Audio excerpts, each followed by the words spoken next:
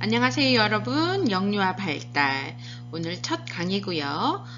영유아 발달 오리엔테이션 또는 1강을 시작하도록 할 텐데요. 교재는 지금 이미지에 보시는 책처럼 영유아 발달이라는 제목으로 이영 선생님 외에 여러분이 공조하셨고요. 학지사에서 출판했습니다. 자, 이런 거와 같고요. 제가 부교재로는 영유아 발달의 이해라는 정옥분 선생님이 쓰신 거, 이 책도 같이 볼 겁니다. 이 두 가지의 책은요, 여러분 선택에 의해서 여러분이 둘 중에 어떤 것든 좋습니다. 근데 제가 조금 더 많이 볼 것은 이거고요. 후반부에 갈수록 또 이것도 많이 참조하도록 하겠습니다. 보육학 또는 아동학, 유아교육 전공자라면 적어도 이런 서적은 좀 갖고 있고 지속해서 보는 것이 우리 아이들의 발달에 맞는 교육 또는 보육을 하기에 도움이 될 거라고 생각이 됩니다. 책 구입은 선택입니다. 자, 진행 방법은 온라인 학습이고요. 제가 이렇게 영상을 촬영해서 올려놓으면 뒷부분에 출석을 위한 5문제를 같이 풀어볼 거예요. 그 푼 것을 여러분들은 LMS 상에 들어가셔서 시험 풀기에 5문제를 푸실 수 있겠죠. 그러니까 영상을 보신 분은 다 100점 맞으실 수밖에 없어요. 그래서 꼭 이 5문제 풀기를 해주셔야지만이 출석이 인정되는 거 아시죠? 그래서 끝까지 수강하시고 5문제를 풀고 입력을 해주셔서 불미스러운 일이 없도록 출석을 다 하는 걸로 해주셨으면 좋겠습니다. 자, 평가 내용 및 평가 방법 안내해 드릴게요. 중간고사, 기말고사 있고요. 각각 30%예요. 한 10문제 정도 낼 거고요. 제가 드리는 PPT 자료로만으로도 이 10문제를 푸실 수 있도록 수업 안에서 최선을 다해서 안내하겠습니다. 객관식 답답형 어느 만큼의 비율이 될지는 모르지만 작년에도 보면 제가 8개 객관식, 2개 주간식 단답형 이렇게 냈던 것 같아요. 이번에도 그러지 않을까 싶습니다. 그리고 보고서가 있는데요. 영유아 발달과 관련한 논문을 읽고 요약해서 12주차에 제출해 주시는 거예요. 그래서 두려워하지 마시고 저랑 같이 논문을 어떻게 찾는지, 이제 우리가 대학생이니까 그런 학술지를 어떻게 찾는지, 그리고 그런 것들을 보고 어떻게 요약 정리할 수 있는지 제가 간단하게 안내해 드릴게요. 그래서 서론 부분이나 결론 부분 보면 되게 쉽게 좀 정리할 수 있습니다. 이 논문이 어떤 논문인지 알 수 있거든요. 그러니까 지금은 서론 부분 또는 관심 있으면 그 안에 부분도 있지만 서론 부분과 이거는 왜 연구를 했지? 하는 서론 부분과 그래서 결과가 어떤 거야? 하고 봤다가 너무 흥미로우면 이제 안에까지 더 보시면 돼요. 그래서 영유아 발달과 관련한 논문들은 굉장히 많이 있고요. 여러분들의 관심 분야 어떤 거든 좋으니 영유아 발달과 관련한 논문을 읽고 요약해서 12주차에 제출해 주시면 됩니다. 그리고 토론 제출 10%가 있는데요. 학습과 관련 논의 발표 정리 제가 6주차 전에 안내해 드릴게요. 그리고 수업 참여도는 10% 정도 들어가는데요. 출석이에요. 그러나 이것 또한 전체 수업의 4분의 1을 결석하면 점수를 드릴 수 없습니다. 시험을 보셔도 점수를 드릴 수 없고요. 재수강 하셔야 되는 거죠. 그러니까 10% 들어가지만 너무 중요한 필수 요건이에요. 그래서 꼭 출석을 해주셔야 되고, 그 출석은 온라인으로 할 때는 어떤 거였어요? 영상을 듣고 5문제 푸는 거였죠. 자, 1주차 영유아 발달 이해의 기초. 그래서 영유아 발달 이해의 기초 볼 거고, 발달의 개념 및 원리, 발달의 영역 및 시기 구분, 발달에 영향을 미치는 요인, 발달 연구의 주요 쟁점, 영유아 발달의 연구 동향 전망, 이렇게 살펴보도록 하겠습니다.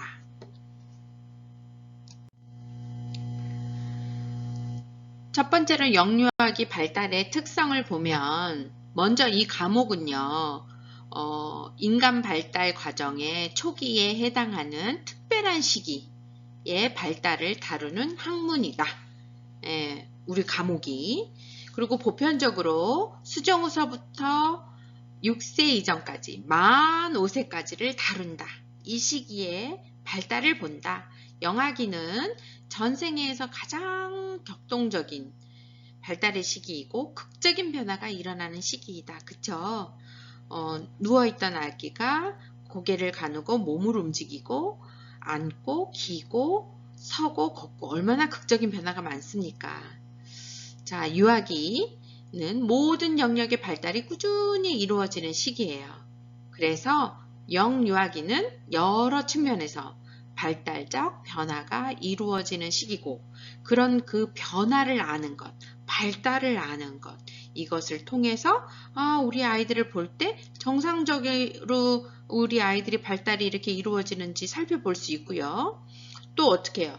발달 수준에 적합하게 내가 아이들을 지도할 수 있잖아요. 그래서 영유아 발달은 너무나 중요하기 때문에 영아 발달이라는 과목, 그 다음에 유아 발달이라는 과목 또는 영유아 발달이라는 과목 또 만약에 사회복지랑 같이 듣게 되신다면 또는 전공 선택으로 또 듣게 되신다면 인간 행동과 사회 환경에서도 인간의 행동을 알려면 뭐를 알아야 돼? 발달을 알아야 되잖아요. 그러니까 얼마나 많이 강조하는 거예요. 발달을 이해하고 정상 발달이 이루어지는지 살펴볼 수 있고 발달을 이해해서 적합한 방법으로 그 수준에 맞게끔 적절하게 지원할 수 있으려면 발달을 알아야 하는 그런 학문이고 너무너무나 중요한 학문이다 라는 말씀을 드리고 싶습니다. 두 번째, 발달의 개념과 원리 볼게요. 그래서 먼저 발달의 개념을 보면 발달은 난자와 정자가 수정되는 그 순간부터 언제까지? 죽음에 이르기까지 어떤 거? 끊임없이 양적으로나 질적으로 변화하는 과정이다. 양적 변화는 뭐예요? 성장이라고 우리는 이야기를 하기도 하고 수치 크기 양의 변화예요. 생각해 보세요. 수치 크기 양의 변화가 되는 거 뭐가 있어요? 키가 자라는 거, 몸무게가 늘어나는 거, 치아가 나는 거. 질적인 변화는 또 뭐가 있겠어요? 종류나 구조, 조직의 변화를 말하는 건데요. 어떤 게 있을까요? 아이가 그냥 울기만 했는데 어떻게 해요? 거기서 울다가 마하다가 엄마하다가 그 엄마라는 말을 엄마랑 상호작용하면서 의사소통이 되죠? 그렇게 변화해 가는 거잖아요. 구조가 변화한 거잖아요. 그쵸? 질적인 변화. 또 어떻게 해요? 입에만 넣었다. 장난감 같은 거 막 입에만 가지고 놀고 있다가 어떻게 해요? 그것을 손으로 조작하면서 요걸 가지고 뭐하고 더 어떻게 하지? 하고 막 생각을 하잖아요. 인지가 발달되는 거잖아요. 그리고 상상을 하게 되고 그래서 발달을 하는 이런 것. 그래서 질적, 양적 변화. 근데 그 질적, 양적 변화는 무엇과 상호작용한 거예요? 내 내부에서도 상호작용이 되지만 환경과의 상호작용을 하면서 또는 내 내부적으로 유전에 의해서 발달도 되지만 환경과의 상호작용을 위해서 계속 변화해가는 거죠. 근데 그 변화는 안정적으로 변화해 간다. 발달의 개념. 발달은 태어나면서 수정에서부터 또는 그 수정에서부터 죽을 때까지 끊임없이 변화해 가는 건데 발달은 변화인데 어떤 변화? 질적인 거, 양적인 거. 근데 그 변화는 안정적이다. 사회적 상호작용을 통해서 안정적으로 변화해 간다. 그리고 발달은 성장, 성숙, 학습의 세 과정에 끊임없이 작용하면서 이루어진다. 성장, 성숙, 학습 다 같은 말인 것 같지만 약간의 차이가 있죠. 성장은 신체의 크기나 능력이 양적으로 증가하는 변화를 우리는 성장이라고 하고요. 성숙은 유전적으로 결정되어 있는 발달적 변화의 생물학적 과정. 성숙 유전적으로 결정돼 있어. 내가 얼만큼 클 건지. 그쵸? 유전적으로 결정되어 있는 거잖아요. 내가 남자인지 여자인지 유전적으로 결정되어 있는 거. 학습은 뭐예요? 경험에 의해서, 환경과 상호작용을 통해서 경험에 의해서 결과로 획득되는 발달적 변화를 학습이라고 한다. 이제 우리는 전문가니까 이 정도의 개념은 구분하실 수 있으셔야 돼요. 다시 한번 제가 읽어드릴 테니까 머릿속에 좀 입력하면서 이해해 보세요. 성장은 뭐라고요? 신체적인 크기나 능력이 양적으로 증가하는 거, 신체적인 거. 그리고 능력, 소근육을 잘 활용을 못했는데 소근육을 잘 활용하는 거. 성숙은 뭐예요? 유전적으로 결정되어져 있는 발달적 변화의 생물학적 과정. 아주 큰 거 뭐 있을까? 성숙의 과정은 변성기 오는 거, 생리 안 하다가 생리를 하는 거, 여성이 보여지는 거, 이런 거, 그런 걸 말하는 거죠. 학습은 뭐예요? 경험의 결과로서 획득되는 발달적 변화. 아, 내가 이렇게 넣었더니 이건 이렇게 하면 안 돼. 내가 이렇게 해야 돼. 내가 경험에 의해서 내가 발달적으로 변화되는 것. 그것을 뭐라 한다? 학습이라고 한다. 자, 이제 두 번째로 발달의 원리를 볼 거예요.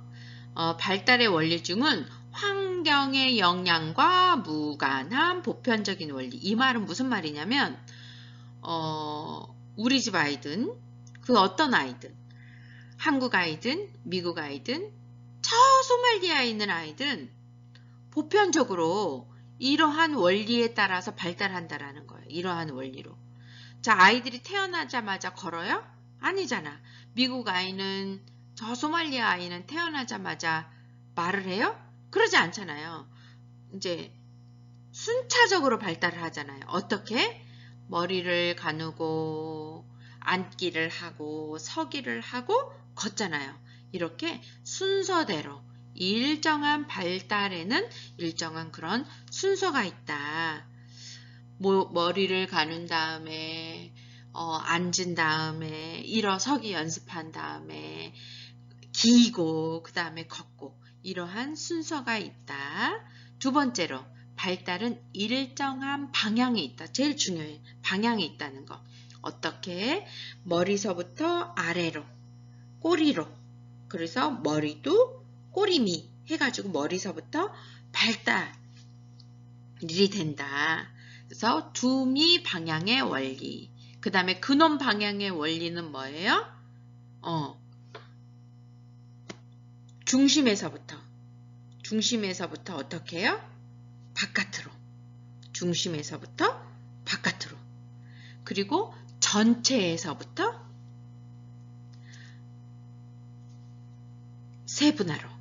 이렇게 세 가지. 특히 머리서부터 아래로, 중심에서 바깥으로, 전체적인 것에서 세분화로. 꼭 외우세요. 이런 발달의 진행 방향.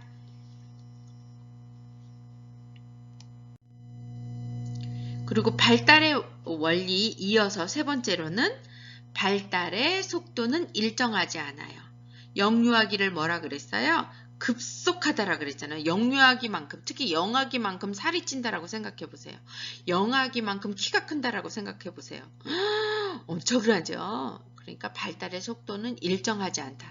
영아기는 아주 급격하게, 그 다음에 유아기도 급격하지만 아동기보다는 덜하게, 그리고 청소년기에 와서 또 급격하게, 그리고 완만한 곡속을 보이죠.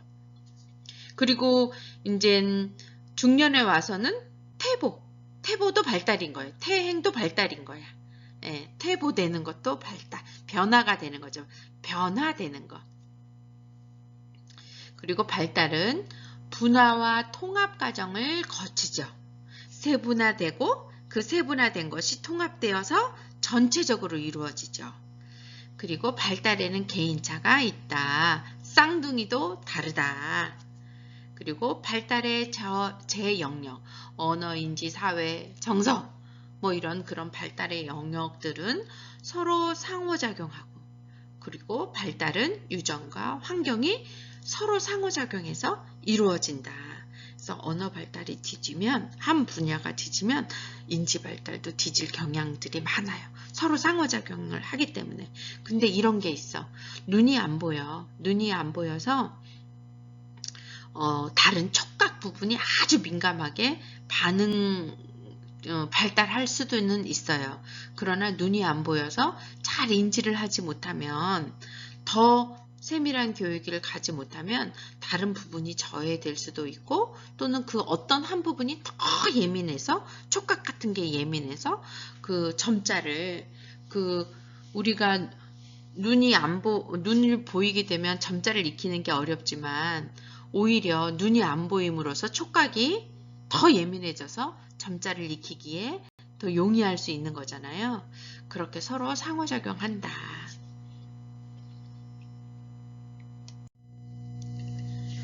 그리고 세 번째로 발달 영역 및 시기를 구분해 보면요. 발달 영역은 일반적으로 발달의 내용을 몇 개의 영역으로 구분해서 연구를 하는데요. 신체 및 운동 발달 영역, 인지 발달 영역, 언어 발달 영역, 정서 발달 영역, 사회성 발달 영역, 이렇게 이제 나누죠. 그리고 영역 구분은 학자나 관점에 따라서 서로 다를 수 있다. 그리고 각 영역의 발달은 완전히 독립적이지 않고 상호 영향을 미친다고 제가 이야기를 했어요. 언어 발달이 뒤진 아이들이 좀 인지 발달이 더딜 수가 있고, 특히 영유아기에 있어서도 신체 운동 발달이 더딘 아이들이 탐색을 많이 못하니까 인지 발달이 더딜 수 있다. 그리고 영유아 발달은 각 발달 영역을 단순히 합쳐놓은 것 이상이다. 예, 합쳐놓은 것 이상이라는 거.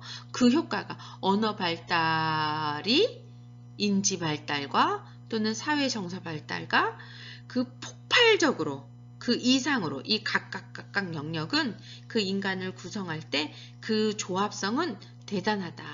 그래서 여러 영역이 상호작용하면서 통합적으로 이루어지는 복잡한 과정이 발달이다.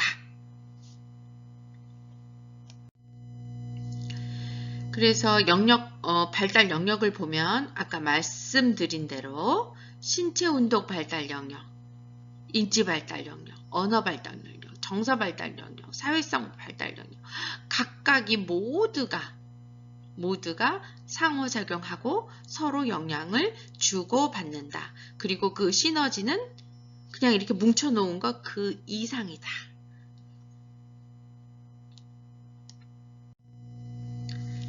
자, 편의상 나이의 범위를 기준으로 우리는 구분을 하고 있죠. 그래서 태내기, 엄마 뱃속에 있을 때를 태내기, 신생아기, 태어나서 1주, 그쵸?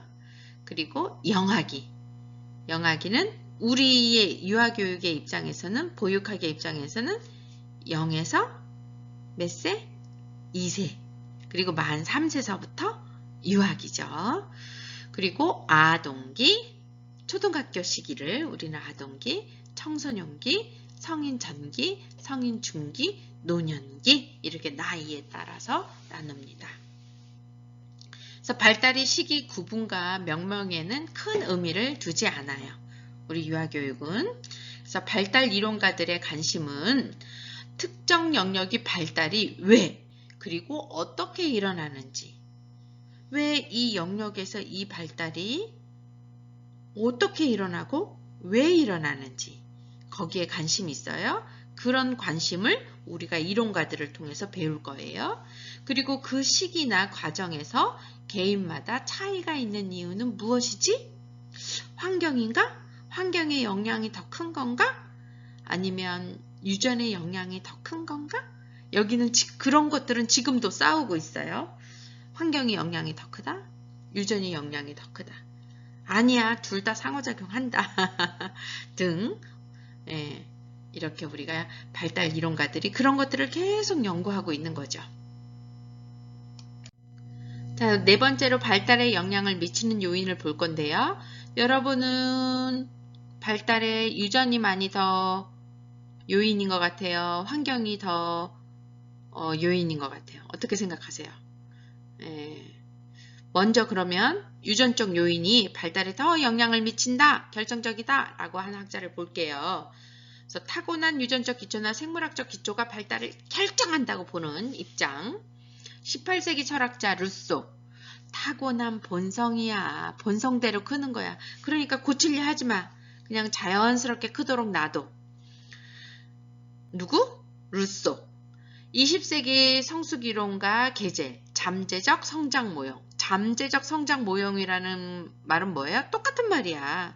이미 결정돼 있어. 그래서 자연스럽게 펼쳐지는 거야. 인간은 성숙함에 따라서 이미 결정되어져 있는 것이 그냥 이렇게 자연스럽게 나오는 거야. 그걸 뭐라 그래요? 잠재적 성장 모형이라고 해요. 게젤이라는 학자가 주장을 한 거고요. 이런 학자들에 의해서 유전적 요인의 중요성이 밝혀지고 그것을 지금 또 계속 연구하고 있는 거죠. 어떤 것들? 생리적 특성을 연구하고 있고 또 어떤 거예요? 행동적 특성, 그리고 복합적인 정신장애나 사고장애 등 이런 것들을 연구하면서 이런 유전적인 요인들이 이런 것들을 예견해 줄 수 있다, 말해 주는구나. 유전적인 결함일 경향들이 많구나. 그래서 많은 연구에서 유전의 중요성을 증명해 내려는 시도로서 쌍생아 연구를 했는데요. 쌍생아 중에서도 일란성 쌍생아가 있고 이란성 쌍생아가 있잖아요. 이 란성 쌍생아의 경우에는 남녀가 있을 수 있고 난자가 다르니까 얼굴도 다 달라요. 근데 일란성 쌍생아는 하나의 난자가 세포 분열해서 두 아이가 나온 거잖아요. 그래서 얼굴도 똑같고 모습 이렇게 커 나가는 모습도 똑같잖아요. 그래서 일란성 쌍생아와 이란성 쌍생아를 봤을 때 어떤 게 더 성격이라든지 이런 게 일치도가 높을까요? 이란성 쌍생아는 난자가 다르죠. 그쵸? 유전이 다르잖아. DNA가 다를 수 있잖아요. 근데 일란성 쌍생아는 같은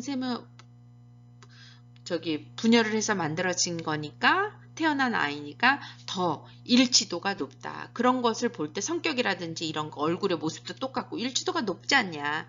이런 거는 유전일 가능성이 높다. 인간의 발달에 영향을 미치는 것은 유전이다. 그렇게 이제 연구를 하는 거죠.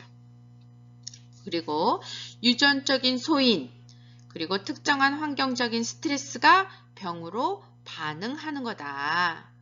그리고 유전적인 요인은 중요하지만 특히 세포 분열 과정에서 유전과 기타 요인들이 함께 어떻게 이제 상호작용했느냐에 따라서 다르게 또 나타나겠죠. 그래서 유전적 요인의 중요성에 대한 연구는 이렇게 되어지고 있습니다. 자, 두 번째로 환경적인 요인 한번 살펴볼게요.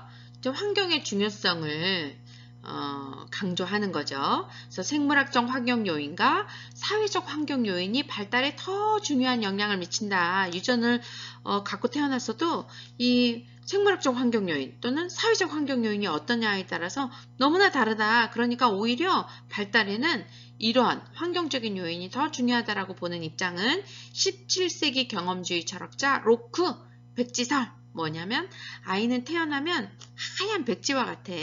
그래서 환경이 어떠냐에 따라서 너희가 7세 미만의 아이를 나한테 데려다 줘봐. 나는 그 아이를 변호사라도 만들 수 있고 의사라도 만들 수 있고 음악가라도 만들 수 있고 예술가라도 만들 수 있어. 왜? 내가 그렇게 환경을 만들어주면 되는 거니까 라고 주장하는 입장. 20세기 행동주의 심리학자 왓슨, 스키너 등 환경에 대한 개인의 경험이 중요하다. 이런 거죠. 왓슨 같은 사람들은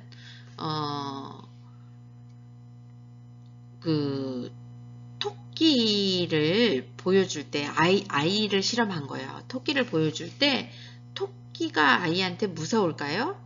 처음에 볼 때는 무섭지 않지. 그냥 아이는 이거 뭐지? 하고 보는 거겠죠. 있네? 하고 보는 거겠죠. 그래서 토끼를 보여줬더니 아무렇지도 않았어. 흰 솜도 보여줘도 아무렇지도 않았어. 뭐 다른 거를 이렇게 보여줘도 아무렇지도 않았어. 그런데 우리가 갖고 있는 것 중에 우리 인간의 성향 중에 하나가 큰 소리를 무서워하는 경향이 있어요. 근데 토끼를 보여줄 때 큰 소리랑 함께 쿵 하는 소리와 함께 토끼를 보여준 거야. 하고 놀래는 거죠, 아이가. 그쵸? 그러면 다른 흰 솜을 보여줄 때도 아이는 어떻게 해요? 하고 무서워할 수 있지. 환경이잖아, 소리는. 그런 소리를 주어지지 않았을 때 토끼를 볼 때는 별로 뭐 관심이 없어서 그렇게, 저거 뭐지? 이런 입장일 수 있는데, 큰 소리와 함께 토끼를 딱 보여주니까 아이가 놀래잖아요. 그러니까 흰 것만 보면 깜짝 놀래는 거야. 자, 이제 벌레 같은 거 잡을 때 그런 거 많이 보여. 저는 벌레 잡을 때 뭐 팔이나 조금만 이렇게 바퀴벌레 나올 때 어떻게 해요? 그냥 턱 하고 잡잖아요. 휴지 같은 걸로 이렇게 턱 하고 잡잖아요. 그러니까 안 무서워해. 그러니까 우리 딸이나 아들은 어떻게 해? 턱 하고 잡아요. 그런데 이제 옆집 애가 어느 날 왔던데 막 이제 파리 같은 거 막 이래. 엄마가 막 이러니까. 그쵸? 그러니까 우리 딸이 턱 하고 잡다가도 자기가 어느 순간 보고 배운 거지. 친구의 그 모습이 좋았나 보죠. 보고 배운 거죠. 그래서 행동지, 환경이 어떠하느냐에 따라 그런 발달에 영향을 미친다. 그래서 발달에 있어 가정, 교육, 지역사회, 문화 등 다양한 환경이 중요하다. 우리 교육하는 입장에서는 이 환경의 중요성을 좀 더 강조하죠. 그러니까 우리 아이들이 조금 더 좋은 환경을 만들어주는 게 교사의 역할, 사회복지사의 역할, 이런 역할이겠죠. 그래서 환경적 요인에 대한 많은 연구가 진행되어 왔는데요. 어떤 내용으로 진행됐냐면 발달에 영향을 끼치는 중요한 환경적인 요인은 무엇인가? 유아교육, 보육학, 아동학에서는 뭐예요? 부모. 영유아 시기에는 누구? 부모. 우리 아이의 발달에 인지 발달에, 사회 정서 발달에, 심지어는 신체 발달에도 부모가 어떻게 상호작용하고 있느냐. 그래서 애착의 중요성 우리가 막 강조하잖아요. 그래서 발달에 영향을 끼치는 그 중요한 환경적 요인은 무엇인가. 그리고 환경적 요인이 영아 발달에 영향을 끼치는 과정은 어떠한 과정을 거쳐서 발달하는가. 그런 것들을 이제 연구하고 그런 것들을 교육에 도입하죠.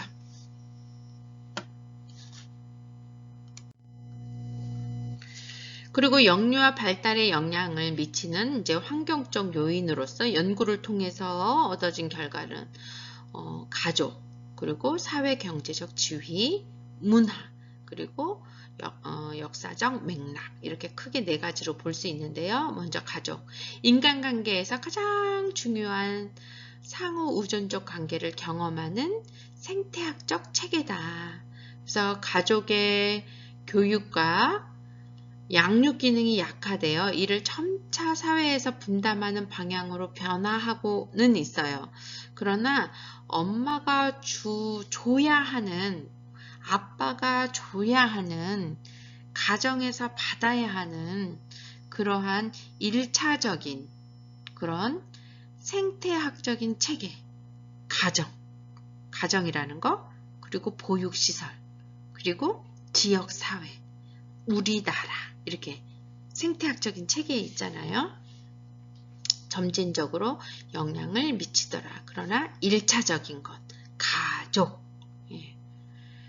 그 다음에 사회 경제적인 지위, 부모가 수입과 교육, 직업 등 이런 것들이 어떠하느냐에 따라서 우리 아이의 발달에 영향을 미친다. 쓸쓸하지만 부모가 수입이 얼만큼 있느냐에 따라서 아이들을 여행을 더 많이 갈 수도 있고, 또는 엄마가 이 일을 전문가라고 하면 일을 내 시간만큼 할 수가 있잖아요. 이것도 엄마의 역량인가? 뭐 꼭 전문가라고 해서 그 시간이 정해져 있는 것은 아니지만 빈곤한 분들은 더 많이 일을 해야 생활을 할 테니까. 근데 뭐 전문가라고 일을 덜 하지는 않죠. 그래서 수입과 교육, 직업에 따라서 이런 사회 경제적인 지위가 아이들의 발달에 영향을 미치더라. 속상해. 그쵸? 그리고 문화에 따라서 사회나 집단, 그 문화가 어떻게 생각하느냐에 따라서. 그래서 예전에는요, 한 90년대만 해도 70년대, 60년대, 70년대, 80년대만 해도 우리나라에서 미국을 많이 갔어요. 문화적으로 여성이 일하는 것에 있어서 여성의 일, 그 다음에 문화적으로 공부를 많이 한 사람들, 꼭 전문가인 사람들이 전문가 집단에 가는 것들이 많았잖아요. 그러나 미국은 어때요? 아메리칸 드림. 너희 학식 모든 거 다 중요하지만, 더 중요할 수 있지만 너희 능력이 더 중요해. 그래서 나 한 번 더 살아보겠다 하고 우리나라에서는 도저히 살 수가 없다 하고 미국으로 갔잖아요. 근데 이제 지금은 우리나라가 코로나로 더 특히 코로나 방역으로 더 특히 어떻게 해요? 와, 우리나라 너무 좋다. 미국보다 더 좋네. 우리나라 오잖아요. 우리나라의 문화와 이런 것들이 아주 잘 발달되어서. 그래서 사회나 집단의 모든 생활 방식인데 관습, 정통, 신념, 가치, 언어, 물리적 산물, 학습, 행동 이런 것들을 다 포함하는데 이제 그런 문화가 특히 마스크 쓰는 거. 코로나로 우리가 되게 우리나라가 얼마나 우수한 문화를 가지고 있는 문화인지 알았잖아요. 미국 같은 경우는 개인주의가 너무 강하다 보니까 누가 마스크를 쓰래. 그리고 마스크를 쓰는 것 그 자체가 내가 병들었어 라는 모습을 보여주는 거니까 마스크 안 하잖아요. 근데 우리 문화는 어때? 다른 사람한테 폐해를 끼치는 것을 너무 싫어하니까 어떤 면에서는 개인보다도 내가 가족에게, 내가 이웃에게 이런 피해를 끼치면 안 된다라는 의식으로 마스크 얼마나 잘해요. 그런 문화에 따라서 아이들의 발달에 영향을 미치더라. 그래서 우리나라 아이들은 또 애기들이 마스크 이렇게 쓰는 거 보면 어찌 이렇게 잘해. 그러니까 어린이집에 갈 수가 있는 거예요. 미국은 어린이집 지금 갈 수 있어요? 못해요. 다 샷다운 했어요. 못 맡겨. 문을 닫아놨어요. 다. 그래서 줌으로 교육하거나 이래요. 그러니까 발달에 영향을 미치는 거죠.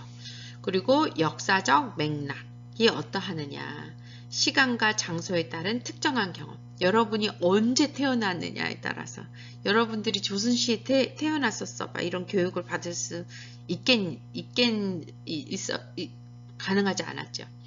근데 한 번 더 미래에 한번 태어났었다라고 생각을 해보세요. 우리는 이런 교육을 받지 않아도 지금 AI가 너무나 급변하게 4차 산업혁명이라고 이야기할 만큼 급변해서 우리의 일자리가 다 없어진다고 하잖아요. 그래서 예전에는 탑이었던 그런 일자리들이 없어지고 또는 달라지잖아요. 그래서 역사적인 맥락, 시간과 장소에 따른 특정한 경험에 따라 발달에 영향을 미친다.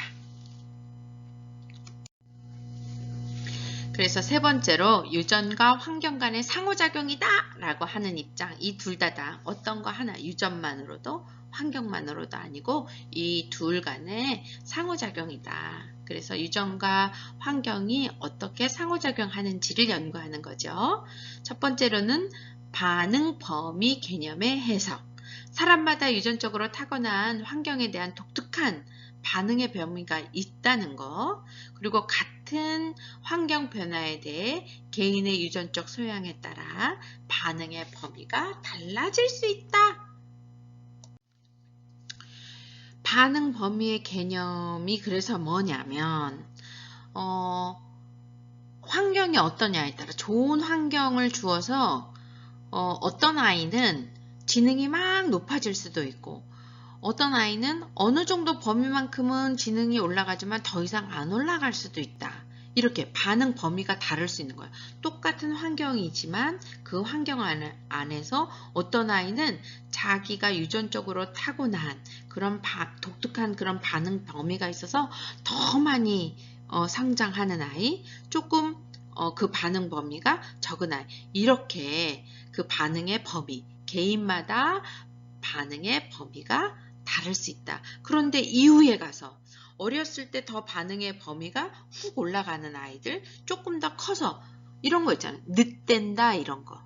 저도 좀 늦대는 입장이죠. 어렸을 때는 잘 얘가 삐리삐리한 것 같더니 커가면서 아이가 더 이렇게 깨어지네? 또는 반대로 어렸을 때는 아이가 아주 똑똑한 것 같더니 커더니 얘가 왜 이러는지 모르겠어요. 이렇게 반응 범위가 개인마다 다를 수 있다라는 거.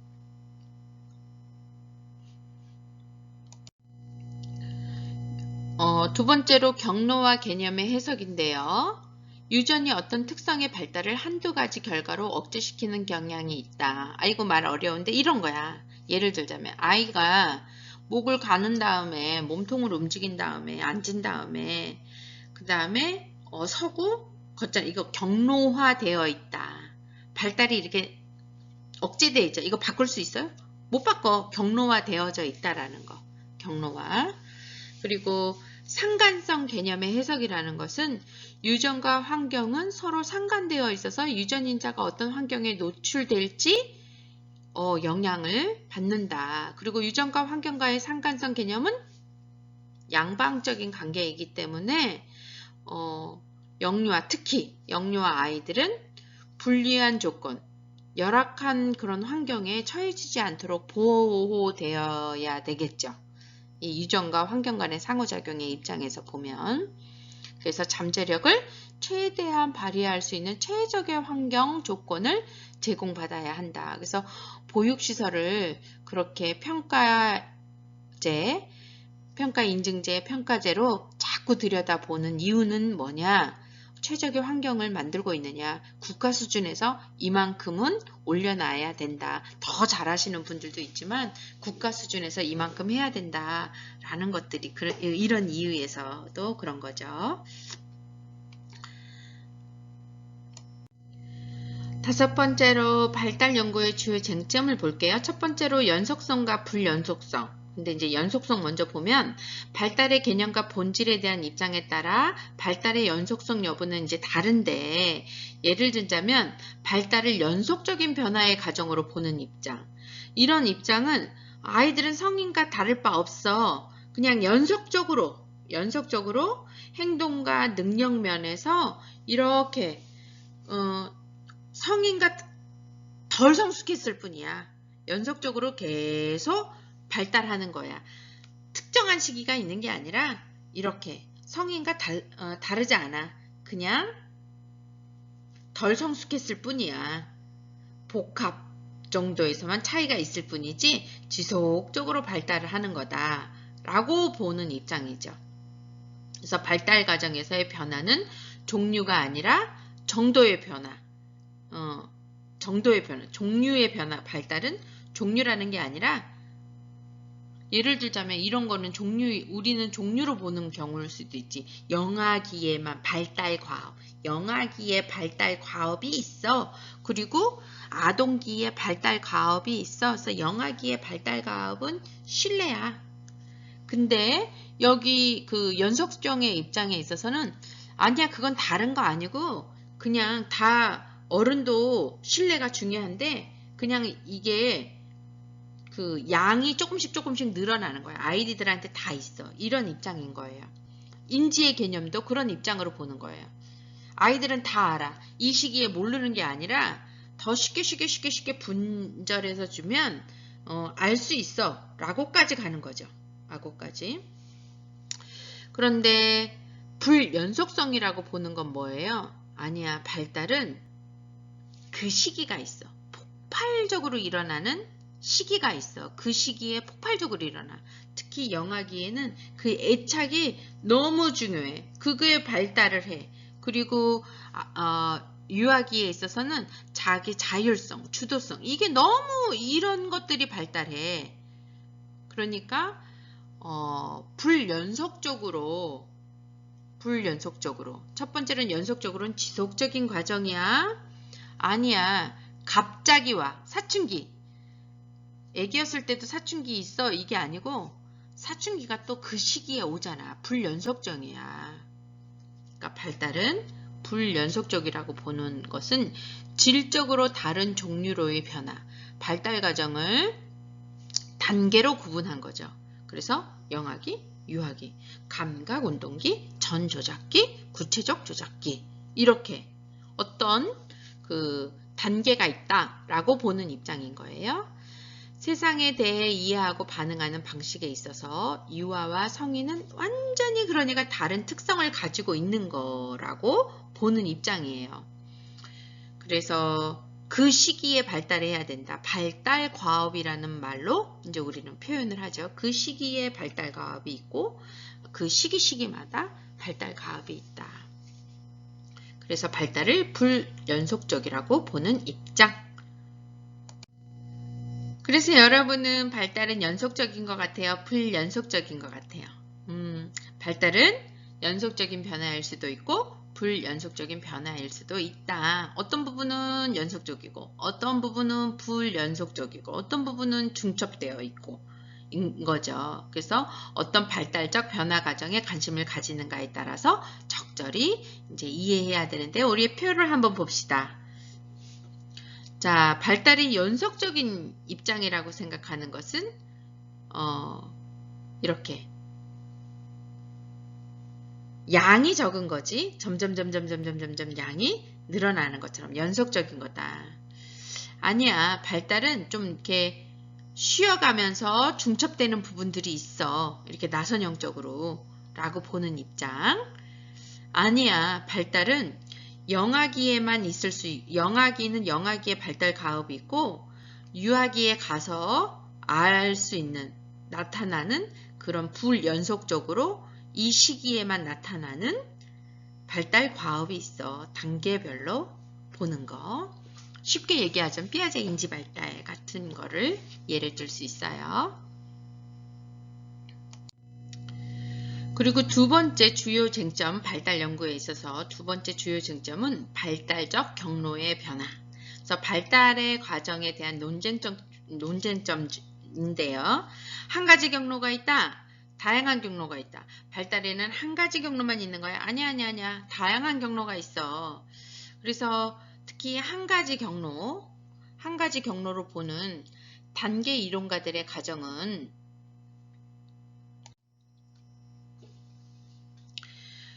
발달적 경로 변화에 대한 쟁점은 한 가지 경로냐 다양한 경로로 이제 발달하느냐인데요.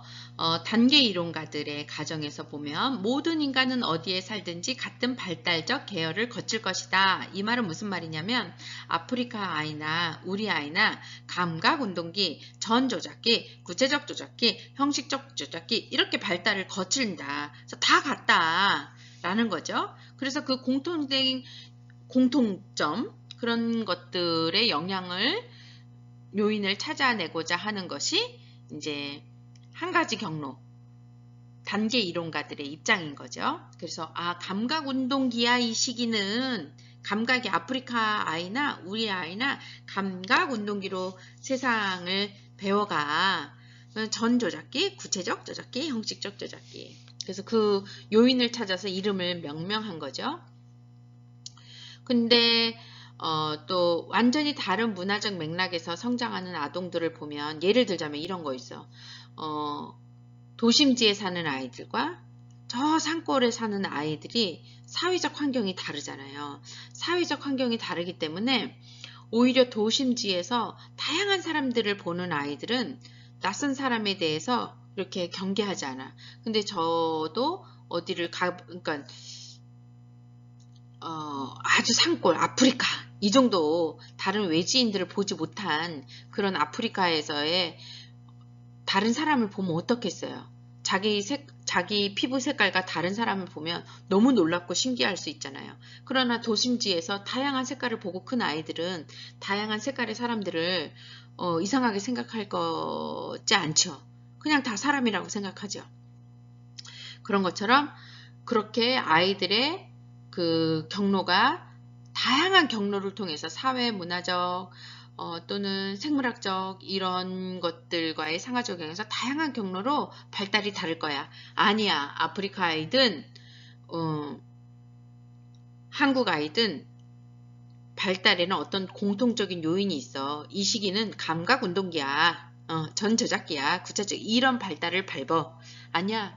환경과 문화적 맥락, 환경적 이런 것들을 통해서 다양한 경로가 있어 라고 하는 그러한 쟁점들이 있습니다. 여러분들은 어떤 것 같아요? 한 가지 경로로 발달하는 것 같아요? 다양한 경로로 발달하는 것 같아요? 어떤 거는 한 가지 경로로 발달하는 것도 있고 어떤 거는 다양한 경로를 통해서 발달하는 것도 있겠죠. 그래서 개인과 환경의 독특한 상호작용을 거쳐 다른 변화의 경로를 이제 만들어내기도 한다.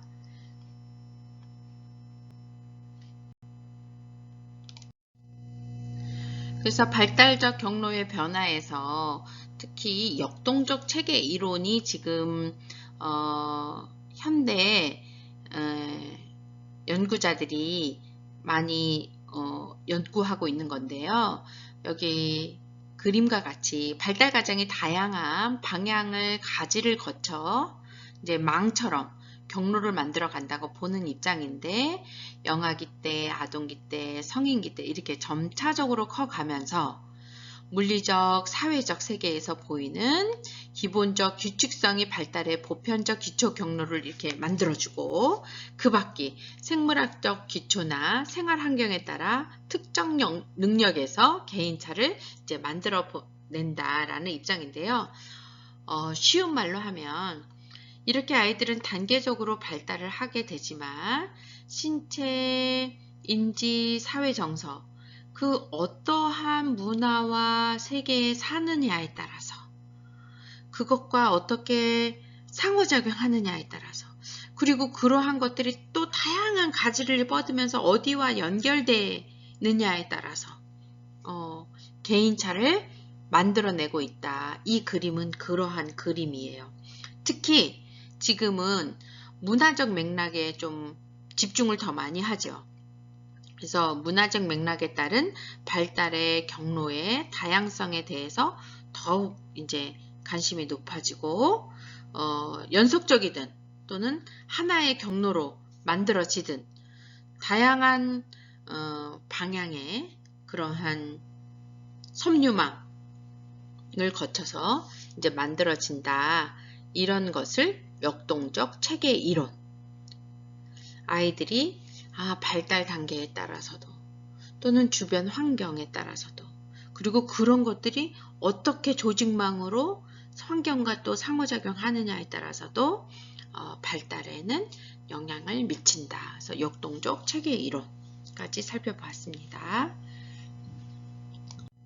그리고 주요 쟁점 중에 세 번째로 영유아기 경험의 중요성. 네, 이거는 우리가 너무 중요하죠. 발달에는 결정적인 시기 또는 민감기가 있다. 그 시기에 발달하지 못하면 결정적인 시기라는 말 자체는 그 시기에 발달하지 못하면 이후에 또 발달할 수 없어. 근데 이제 인간에게는 소급이라는 게 되는 부분들로 있으니까 민감기라는 말을 또 더 많이 하기도 하죠. 그 시기에 가장 민감하게 발달해. 그래서 결정적인 시기 민감기가 있다는 가설, 그리고 그 가설은 특정 사건이나 경험의 유무가 발달에 절대적인 영향을 끼쳐서 그 시기를 놓치면 영구적으로 결함을 초래할 수 있다는 가설로, 예를 들자면 언어 시기, 특히 영유아기에 말을 배우지 못하면 어떻게 해요? 평생 말을 못하는 거죠. 민감하게 반응할 때가 있는 거죠. 특히 청소년기에는 자기 정체성이 아주 내가 누구지? 그런 것들이 많잖아요. 그래서 그런 고민을 많이 할수록 더 건강한 성인으로 크죠. 그래서 결정 시기에 대한 논쟁은 민감기라는 용어를 더 많이 사용하는 추세다. 아까 제가 앞부분에 말씀드린 것처럼 그 시기를 조금 못하더라도 탄력성이라는 부분, 극심한 환경으로 받은 손상이 이게 회복되는 거, 탄력성이라는 거. 영아기 때 조금 아이가 부진한 것 같았지만 환경을 통해서 상호작용 해줌을 통해서 더 많이 상호작용 해줌을 통해서 어때요? 말을 완전히 못하는 것이 아니라 말을 할 수 있도록 도울 수 있는 거잖아요. 탄력성. 그래서 인지 발달이나 심리 사회적 발달 영역에서의 가소성이나 수정 가능성이 크다. 그리고 초기 경험은 매우 중요하고 그 영향은 매우 크다. 그래서 초기 경험에 대한 중요성, 환경과 상황을 개선시킴으로써 초기 경험의 효과를 바꿀 수 있다고 본다. 아까 그 탄력성도 영유아 시기에, 더 이른 시기에 아이가 장애를 보였을 때 더 이른 시기에 중재죠. 중재를 하게 되면, 도와주게 되면 그 장애를 덜 불편하게 살 수 있도록 도와줄 수 있다라는 거죠. 그래서 영아기 경험의 중요성. 그리고 네 번째로는 영유아기 발달의 미래 예측 가능성인데요. 영유아기가 이후 발달적 특성을 얼마나 예측해 줄 것이냐라는 거죠. 그래서 영유아기 발달이 이후에도 일관된 특성으로 존재할 것이라는 견해와 반드시 그렇지만은 않다라는 견해가 이제 공존하고 있어요. 영유아기 때는 좀 수줍었지만 아동기에 가서는 활발해질 수 있는 거고, 그래서 영유아기 발달은 미래의 발달에 중요한 영향임은 맞다. 너무나 중요하다. 그리고 영유아기 발달의 이해의 목적을 보면 바람직하지 않은 행동이나 특성을 사전에 예방할 수 있다. 그리고 바람직한 특성을 미리 발견해 내어 더욱 긍정적인 방향으로 발전시켜 적시에 또 교육과 양육, 보육할 수 있는 거죠. 자, 이제 여섯 번째로 영유아 발달의 연구 동향과 전망을 보면, 자, 연구의 역사부터 먼저 보겠습니다. 초기 연구는 어땠냐면 영아를 대상으로 정상적인 영아의 행동을 조사하고 규칙적인 발달 유형을 밝히며 신뢰할 만한 측정 도구를 개발하는 것에 관심을 가졌어요. 그래서 1960년대에는 보다 섬세하고 정교한 영아들의 능력을 증명하고자 시도했고, 영아를 대상으로 인간의 행동과 발달적 변화에 대한 이론적 근거를 찾는 연구를 했고, 프로이트 심리학으로 성격 발달 이론에 관심이 집중되었어요. 그리고 보울비의 애착이론, 에인스워스의 연구로 어머니 자녀 관계의 영향을 경험적으로 증명하려는 연구가 이제 주류를 이루었고, 피아제의 인지 발달 이론을 증명하려는 연구가 많이 등장하였다. 이따 이제 이후에 발달을 배우면서 이거 하나하나 다 설명해 드릴게요. 지금은 연구의 역사가 이러하다라는 걸로만 이해하시면 돼요. 자, 70년대 이후에서 현재는 판츠가 새로운 영아 연구 방법을 개발로 인해서 인지 이론가들이 영유아 대상 연구를 시작했고요. 신경 생리학의 발달로 영유아의 능력을 살펴보는데 재조정할 수 있게 되었어요. 예전에는 머리를 들여다보지는 못했어. 근데 지금은 머리도 들여다볼 수 있고 뇌파가 어떻게 움직이는지, 얘가 운동을 할 때 어느 뇌파가 움직이고 활성화시키는지 볼 수 있거든요. 그래서 영유아의 능력을 또 살펴보는데 신경생리학의 발달로 재도전하게 되었고요. 영아 조기 진단 도구를 개발하기 위한 연구의 필요성이 이제 강조되었다. 그리고 과거의 어느 때보다 빠른 양적 확정이 이루어지고 있으며 내용과 쟁점, 방법론에 있어서도 매우 다양한 양성으로 변화될 전망이다. 그래서 지금 특히 영유아를 이해하는 것, 아이들이 어떻게 언어를 배워가는가, 아이들이 어떻게 행동을 해가는가, 그런 뇌 연구를 통해서 뭐를 발명하고 있어요. AI를 발명하고 있잖아요. 그래서 아주 다양한 양상으로 변화될 전망입니다. 두 번째로 영유아 발달 연구의 전망을 보면 영유아 발달에 관한 기초 연구와 정책 연구들에 관심을 이제 기울여야 하고, 위험 요인을 가진 연구와 비정상적인 영아에 대한 연구가 더 많이 필요하다. 그리고 발달적 문제를 진단할 수 있는 적절한 도구 개발이 시급한 과제이고, 영유아의 정서 발달과 정서의 역할에 대한 연구, 그리고 영유아의 인지 과정의 본질과 발달에 관한 연구, 영유아의 행동 조직화에 대한 연구, 이론적 쟁점을 보다 더 추구하는 방향의 연구, 그리고 발달적 연속성이라는 문제에 대한 새로운 틀을 요구하는 연구, 패널 연구를 포함한 보다 많은 종단적 연구, 이런 연구들이 필요하기 때문에 영유아 발달은 전망이 아직도 무한하다라는 거이고요. 특히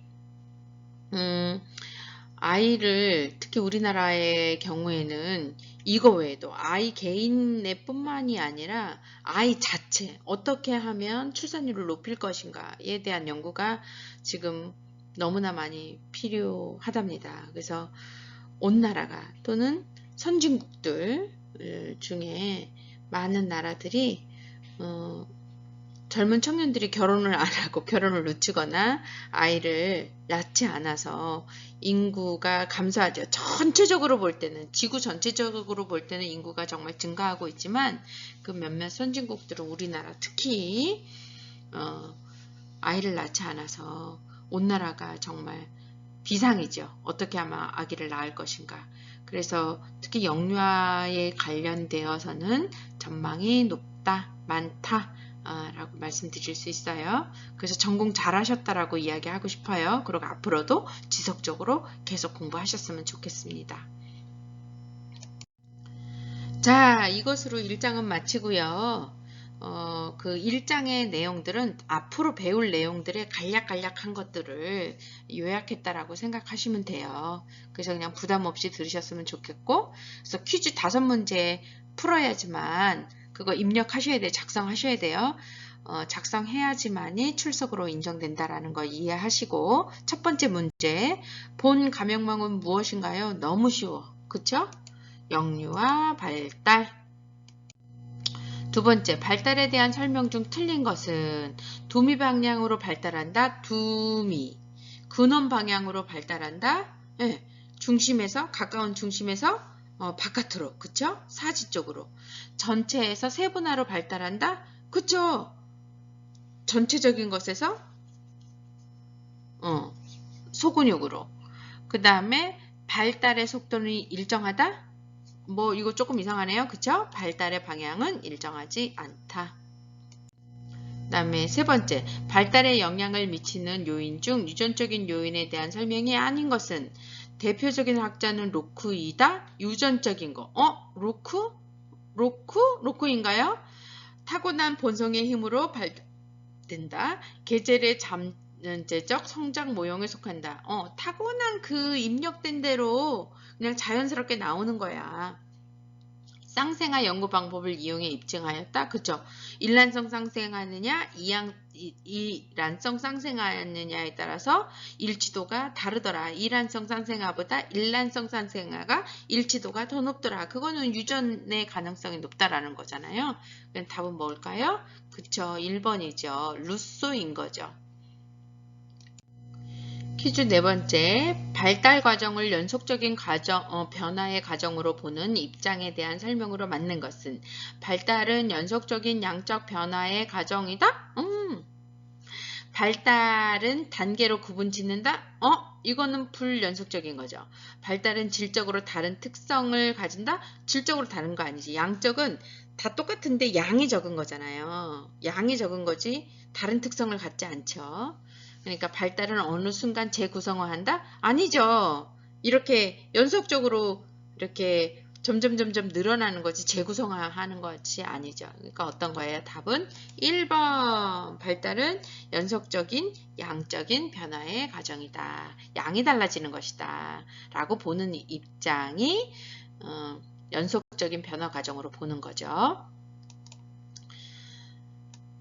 자, 그리고 연구와 학자 연결이 틀린 것은, 이거는 제가 말하지는 않았지만 책 속에 있고요. 앞으로 발달 연구 보면서 볼 건데요. 한번 그냥 맞춰보세요. 벌린과 판치는 영아의 시각적 정보 처리 능력을 증명하였다. 맞아요. 시각적 깊이 이런 거 시각적인 정보 처리 능력을 증명했고요. 프로이트는 부모-자녀 관계를 연구했다. 맞아요. 부모-자녀 관계에 어땠느냐에 따라서 특히 어머니와의 관계가 어떻냐에 따라서 아이가 그런 부적응적인 행동을 한다라는 그 연구에 기여를 많이 했어요. 보올비는 애착이론 맞죠? 피아제는 기질 연구인가요? 피아제는 뭐죠? 인지 발달. 이거는 피아제만 알고 있으면 맞출 수 있는 거야. 예, 그쵸? 피아제는 인지 발달 연구죠. 그래서 여러분 문제 풀 때 이거 안 배웠는데요? 이러지 마세요. 하나를 알면 알 수 있어요. 그런 거 낼 거예요. 제가. 너무 쉬우면 다 100점 맞으면 안 되잖아요. 그러니까 정말 책 읽은 사람이 있나. 그래서 하나 예시 들어준 거예요.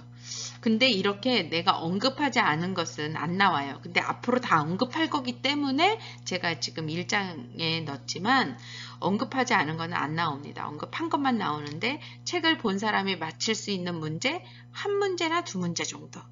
예, 한 문제나 두 문제 정도는 꼭 책을 읽거나 저의 이야기를 잘 이해하셔야지만 풀 수 있는 문제 그런 거는 이제 중간고사, 기말고사 때 그리고 이렇게 출석을 위한 5문제는 그냥 상식적으로 알 수 있는 문제 수업만 들으면 알 수 있는 문제를 내도록 하겠습니다. 자, 어떠셨나요? 정말 수고 많으셨고요. 여기 보이는 게 요거 보이는 게 자유의 여신상이에요. 제가 겨울방학 동안에 아들이 있는 뉴욕에 갔다 와서 사진 찍었습니다. 그때 갔다 왔던 사진들 제가 몇 장 보이면서 한번 우리 여름방학 때 한번 뉴욕을 갈 수 있나? 한번 상상하면서 우리 공부해요. 애쓰셨습니다.